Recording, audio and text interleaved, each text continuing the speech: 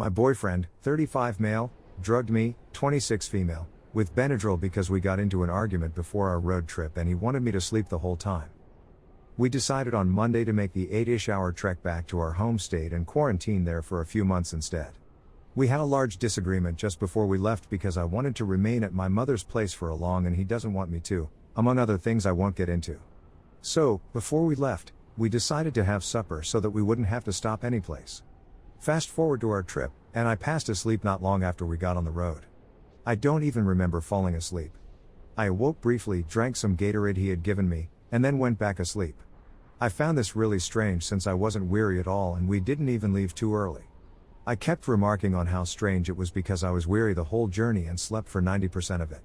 Yesterday, the tension subsided a little, and he casually said that he wishes he could drug me more when I act out and dispute with him.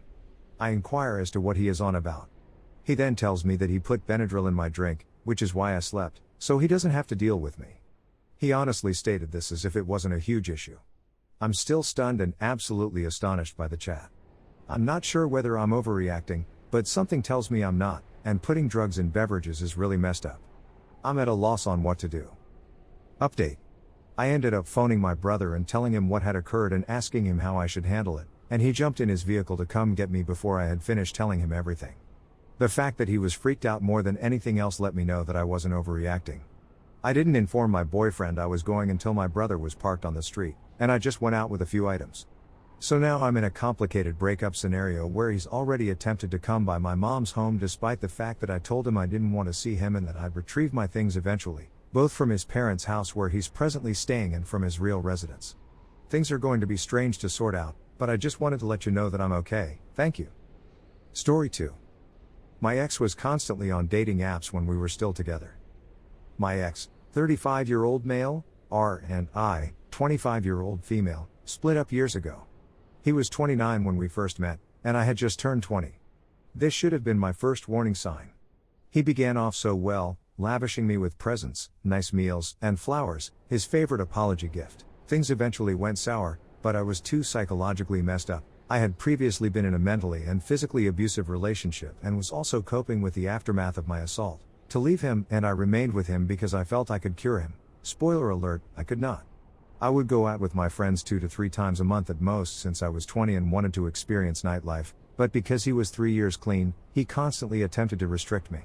He'd ask me why I needed to go out, accusing me of being or searching for someone to replace him. When things were nice, he told me it didn't matter if I drank since I didn't store alcohol in the home and I only drank socially. I eventually simply got a gut feeling. It was the identical one I had with my violent boyfriend when I realized something wasn't right. We were living together and had purchased a vehicle jointly at this time. I decided to go through his phone. I discovered every dating app under the sun. This was like 2016, so not all of them were out yet. Tinder, Bumble, OkCupid, and Poff are all dating apps. He was all over them. With the most recent messages. He'd brag to these gals about his Reed Hour BMW and how he'd take them for a spin in it. They were always telling me how they were. These females were all diametrically opposed to me. Tall, Instagram-worthy, blonde, white chicks with lip fillers and massive boobs, as opposed to me, who is 5 feet 1 inch, a small Asian lady. When I confronted him about it, he told me that he would never meet any of them since he didn't think he was good enough for me and wanted confirmation. He said he will cease. I slept in the guest bedroom for a few nights before he brought me flowers as an apology once again. It came to the point where he had to replace his flowers on a weekly basis. He'd take out his SIM card at night and conceal it so I couldn't spy on his phone. I was terrified to leave him since we were financially bound together due to the apartment lease and the automobile. I was trapped, and a part of me still loved him.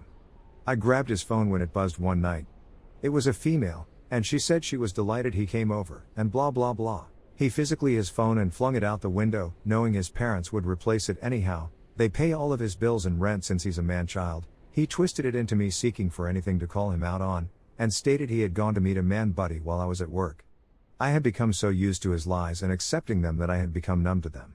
I was in school full-time, working full-time, and he had lost his job, so I was essentially footing the bill for everything, living paycheck to paycheck. In terms of money, he had me by the balls. I couldn't get away.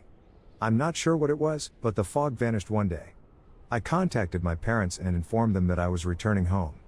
I'd still have to pay the rent, but I'd be leaving him. He pleaded with me to remain.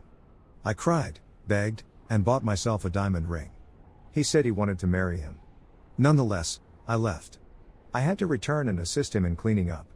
I was a jerk and slept with him. He brought another female over as soon as I left. I knew it was done for good at that point.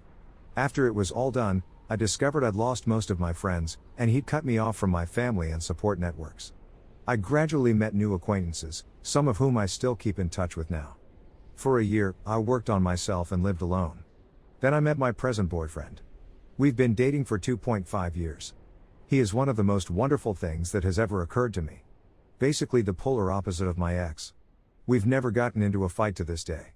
He is my closest companion. But I still have my doubts. I'm still tempted to look at his phone. I'm quite adept at telling myself, do not attempt it.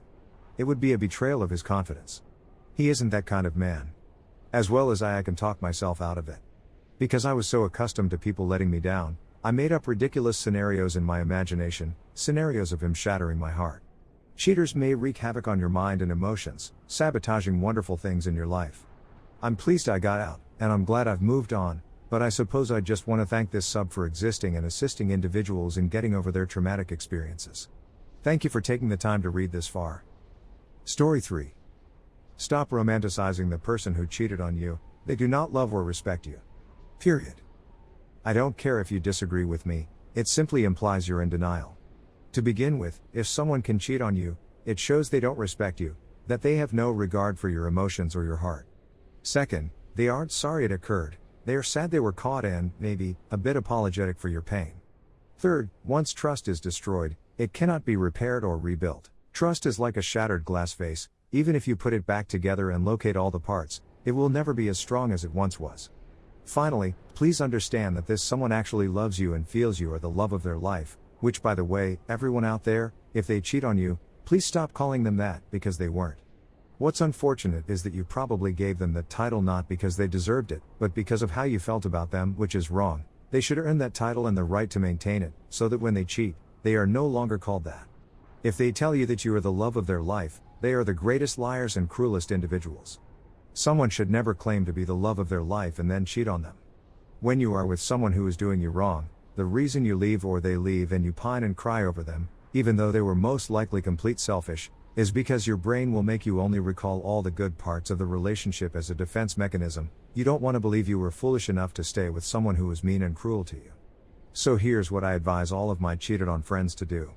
Make 2 lists, one with all of the recurring memories you have of them, and one with all of the times they have harmed you, made you feel horrible, even if they were only kidding, which they weren't, and all of the times they have made you feel invalid. Then pull up the nice list, burn it, and destroy it because that was the false them, and that's how they kept you to them. Take a look at the awful list, read it, and reread it. Every time you begin to miss them, read it again to remind yourself that they are the actual and true them. You read that list and wonder whether someone who is meant to be the love of your life would treat you in that manner. Then go to counseling or therapy to start rebuilding your self-esteem and recognizing your values so you don't miss red signals because you believe you love this person or disregard red flags because they are amazing in every other aspect. You must decide how you want to be treated and never allow someone to treat you poorly again. Choose yourself at all times. You are stronger than you realize. Good luck, and I hope you see your value.